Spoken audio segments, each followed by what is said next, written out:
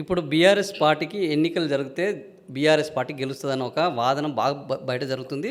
సర్వేలు కూడా చాలా చూపెడుతున్నాయి మేడం.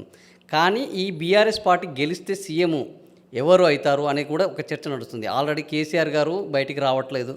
బయటికి రాకపోవడానికి గతంలో కూడా అనేక సార్లు మనం వార్తలు చూసాం. కేసీఆర్ బయటికి రావట్లేదంటే ఆరోగ్యం ఖరాబ్ అయిందని, ఇదే రేవంత్ రెడ్డి ఆయన కాలేయం ఖరాబ్ అయింది, హాస్పిటల్లో ఉన్నారు, ఇట్లా ఇప్పుడు అసలు కేసీఆర్ గారి పరిస్థితి ఏందనేది ఒక ఆందోళనకరంగా ఉన్నది మేడం. మీరు కేసీఆర్ గారికి చాలా సన్నిహితంగా ఉంటారు.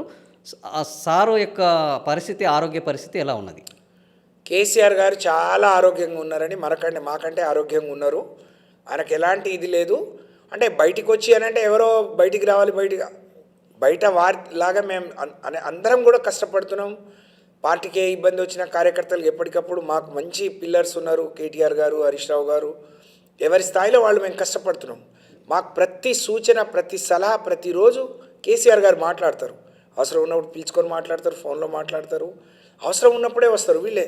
కేసీఆర్ గారు రాకపోతే మీకు నష్టం ఏంటి అని అడుగుతున్నాను నేను. రెండోది, మళ్ళీ ఇవాళ 70-80 సీట్లు అంటున్నారు, మేము 100 సీట్లు అంటున్నాం. ఎన్ని సీట్లు వచ్చినా బీఆర్ఎస్ పార్టీ తిరిగి అధికారంలోకి వస్తుంది. కేసీఆర్ గారు తిరిగి ముఖ్యమంత్రి అవుతాడు. కేసీఆర్ గారు ఏదో అయిపోతాడని కేసీఆర్ గారు మొదటి ముఖ్యమంత్రి అయినప్పటి నుంచే ఆయన ఆరోగ్యం బాగాలేదు, అది ఇదని వాళ్ళ ఆరోగ్యాలు చెడిపోయినాయి, వాళ్ళు చాలామంది కాలం చేసింది. కానీ కేసీఆర్ గారికి వచ్చే నష్టం ఏం లేదు.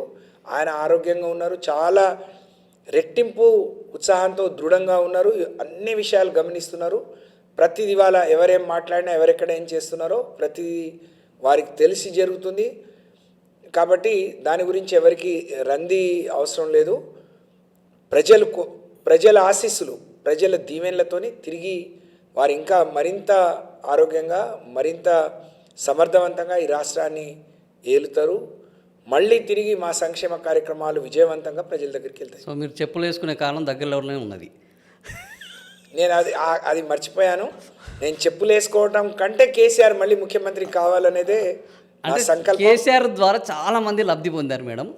కేసీఆర్ ద్వారా నో వన్ కాంచెల్లి ఎవ్రీ వన్ అనే కాడికి కూడా వచ్చారు. కానీ కేసీఆర్ కోసం ఎవరు చేయని ఒక కార్యక్రమాన్ని సత్యవతి రాథోడ్ చేయడానికి రీజన్ ఏంది? ఆ ఎమోషనల్ బాండింగ్ ఏంటి? అంటే ఆయన సీఎం అయ్యేంత వరకు నేను చెప్పులు వేసుకోను అని చెప్పడానికి 2 విషయాలు. కేసీఆర్ గారు ఈ రాష్ట్రంలో ఒక ప్రత్యేకమైన గుర్తింపు నాకు ఇవ్వటం, ఒక సామాన్య కుటుంబంలో పుట్టి పెరిగిన నాకు మరి ఎమ్మెల్యేగా